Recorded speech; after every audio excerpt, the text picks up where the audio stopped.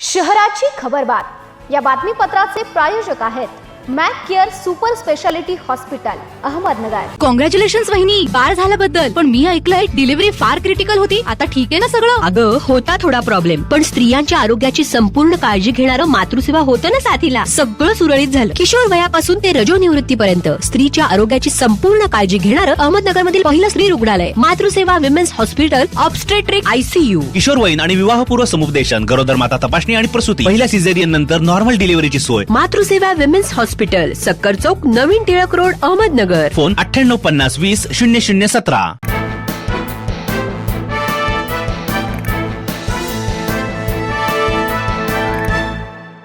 नमस्कार, मी साक्षी, न्यूज 24 सह्याद्रीमध्ये तुमचं स्वागत। पाहूया अहिल्यानगर शहरातील महत्त्वपूर्ण बातम्यांचा आढावा शहराची खबरबातमध्ये।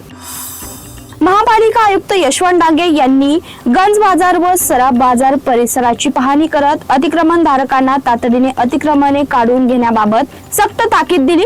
अतिक्रमणे काढली नाही तर तुमच्यावर कठोर कारवाई करण्यात येईल असा इशाराही त्यांनी दिला।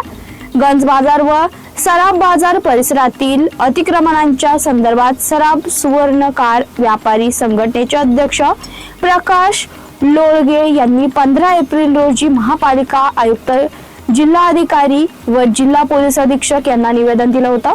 गंज बाजार व सराफ बाजार परिसरात मोठ्या प्रमाणात अतिक्रमणे झाले आहेत। अल्पवयीन मुलीचं अपहरण करणारा आरोपी प्रकाश सावंत यास कोतवाली पोलिसांनी अटक केलाय। त्याच्या ताब्यातून मुलीची सुटका करण्यात आली आहे। कोतवाली पोलीस ठाण्याच्या हद्दीत एका अल्पवयीन मुलीचे 9 फेब्रुवारी 2026 रोजी 4 वाजता अपहरण केलं होतं। या प्रकरणी मुलीच्या पालकांनी कोतवाली पोलिसांना दिलेल्या फिर्यादीवरून गुन्हा दाखल केला होता।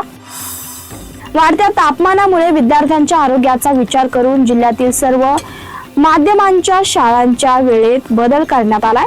18 एप्रिल पासून उन्हाळी सुट्टीपर्यंत शाळा सकाळी 7 ते 11 या वेळेत भरतील असा आदेश जिल्हाधिकारी डॉक्टर पंकज आशाय यांनी दिला। भारतीय हवामान खात्याने जिल्ह्यासाठी उष्णतेच्या लाटेचा येलो अलर्ट जारी केला होता। त्यानंतर उष्माघाताचे दुष्परिणाम टाळण्यासाठी खबरदारीचा उपाय म्हणून हा निर्णय घेण्यात आला।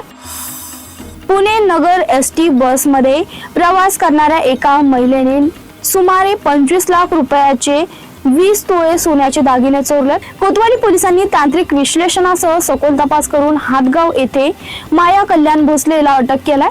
चौकशीत तिने गुन्ह्याची कबुली केली आहे। शहरातील स्वास्तिक चौक परिसरातील एका अपार्टमेंट मध्ये पाणी भरण्यासाठी गेलेल्या महिलेसोबत 3 तरुणांनी गैरवर्तन केल्याची घटना समोर आली आहे। पीडित महिलेने या संदर्भात गुरुवारी कोतवाली पोलीस ठाण्यात फिर्याद दिली असून पोलिसांनी गुन्हा नोंदवला। शहराची खबरबातमध्ये इथे संपतो। तुम्ही पाहता न्यूज 24 सह्याद्री।